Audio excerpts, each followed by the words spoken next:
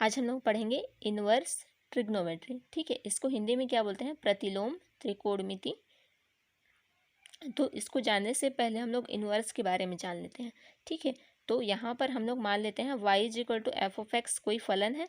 ठीक है, तो इसका जब हम लोग यहाँ पर क्या है कि y जो है वो x का फलन है। ठीक है, जब हम लोग इसका इनवर्स निकालेंगे तो क्या हो जाएगा? ये जो x है, ठीक है, वो किसका फलन हो जाएगा? अब y का फलन हो जाएगा। ठीक है, तो इस प्रकार से हम लोग किसी फलन का इन्वर्स निकालते हैं। ठीक है, तो इन्वर्स की एक प्रॉपर्टी होती है, जैसे क्या होता है कि y is equal to f of x है। ठीक है, तो इसका जो डोमेन है, ठीक है, डोमेन इसके इन्वर्स के लिए रेंज हो जाता है। ठीक है, और इसका जो रेंज होता है, ठीक है, उसके इन्वर्स के लिए क्या हो जाता है? डोमेन हो जाता है। तो ये प्रॉपर्टी हम लोग यूज करेंगे। ठीक है, तो ये याद रखना। उसके बाद क्या होता है कि इनवर्स ट्रिग्नोमेट्री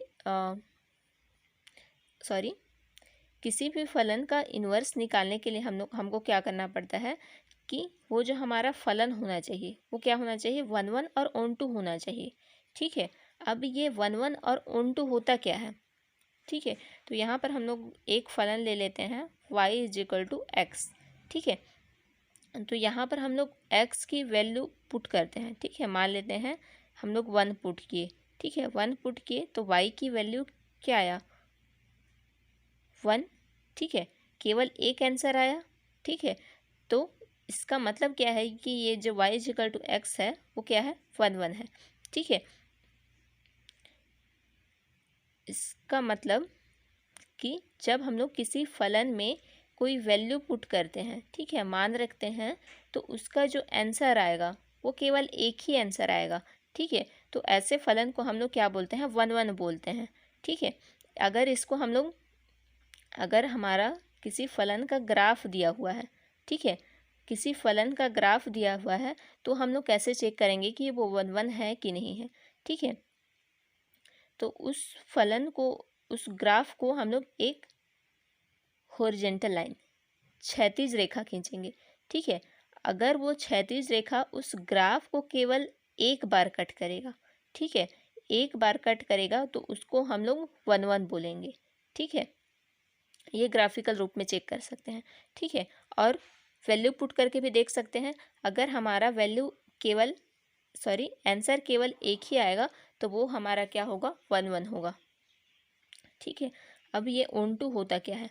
ठीक है, ऑन टू मतलब इसके रेंज में जितने भी एलिमेंट हैं, ठीक है, 0 1 2 3 जो भी हमारा एलिमेंट है, तो जब भी इसके डोमेन में से हम लोग कोई एलिमेंट रखते हैं तो सारे के जितने भी यहाँ पर इसके रेंज में हैं सारे आंसर में आने चाहिए।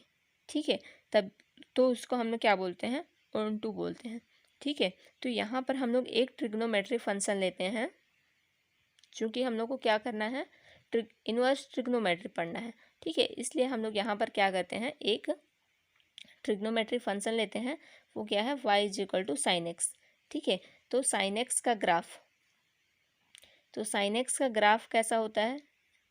इस टाइप से होता है। ठीक है, 0 पे 0 देता है, π/2 पे 1 देता है। ठीक है, और पाई पे फिर से 0, फिर 3π/2 पे फिर -1। ठीक है, तो ये वैल्यू रिपीट करता है। ठीक है, तो अभी हम लोग क्या देखें कि जो हमारा किसी भी फलन का इन्वर्स निकालने के लिए हमको क्या होना चाहिए? 1 1 और ऑन टू होना चाहिए। ठीक है, तो यहाँ पर अगर हम लोग ग्राफिकल रूप से चेक भी करेंगे तो हम लोग क्या देखे थे कि अगर हम लोग हॉरिजॉन्टल लाइन खींचते हैं तो ग्राफ को केवल एक बार टच करना चाहिए। ठीक है, लेकिन अगर मैं यहाँ पर एक लाइन खींचती हूँ तो यहाँ पर ये बहुत बार कट कर रहा है। ऐसा अगर खींचते हैं, ठीक है, तो ये यहाँ पर भी कट किया, यहाँ पर भी कट किया, ये यहाँ पर भी, यहाँ पर भी। ठीक है, और इधर आगे लंबा ग्राफ खींचेंगे तो वो बहुत बार कट करेगा। ठीक है, तो नॉर्मल रूप से देखें तो ये हमारा जो ट्रिग्नोमेट्री फंक्शन होता है वो 1 1 फंक्शन नहीं होता है। ठीक है, तो इसका इन्वर्स निकालने के लिए हम लोग क्या करते हैं कि हम लोग एक ऐसी शाखा लेते हैं, ठीक है, ऐसा ब्रांच लेते हैं, ऐसा टुकड़ा लेते हैं जहाँ पर कि हमारा सारा वैल्यू कवर हो जाए। ठीक है, तो इसी को हम लोग क्या बोलते हैं, मुख्य मान शाखा या फिर प्रिंसिपल वैल्यू। ठीक है, तो यहाँ पर साइन एक्स की वैल्यू कहाँ से कहाँ तक गई है, 1 से लेकर -1 तक। ठीक है, वो कहाँ से कहाँ तक के में कवर हो गया है, π/2 से लेकर ये -π/2। ठीक है, तो ये यहाँ से यहाँ तक के ब्रांच को ही हम लोग क्या बोलेंगे, प्रिंसिपल ब्रांच या फिर मुख्य मान शाखा। ठीक है, तो ये क्या हो गया ये तो हमारा क्या हो गया, साइन एक्स के लिए हो गया था। ठीक है, लेकिन हमको इसका क्या करना है, इन्वर्स पढ़ना है।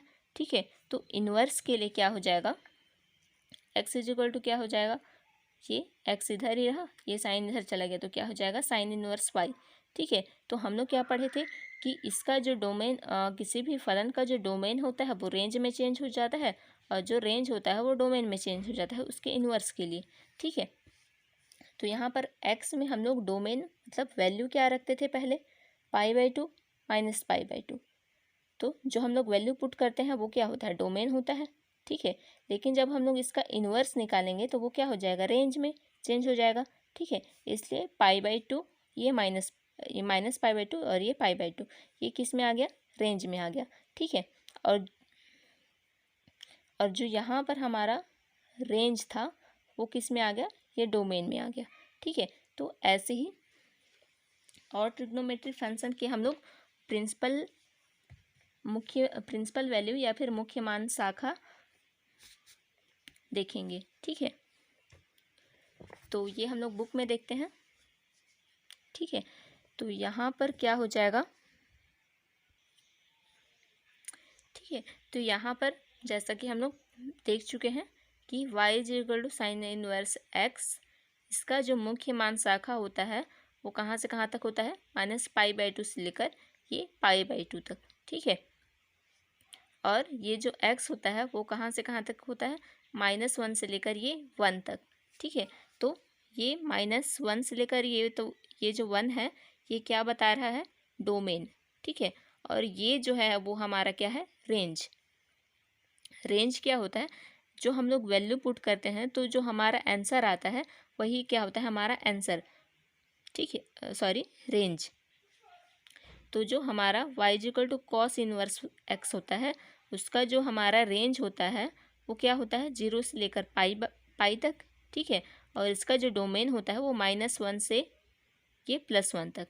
ठीक है, y equal to tan inverse x, इसका जो डोमेन होता है, ठीक है, वो हमारा कहाँ से कहाँ तक होता है, infinity to -infinity to +infinity. ठीक है, और इसका जो रेंज होता है वो कहाँ से कहाँ तक होता है, -π/2 से लेकर ये π/2 तक। ठीक है, यहाँ पर ये बराबर का साइन नहीं लगा हुआ है।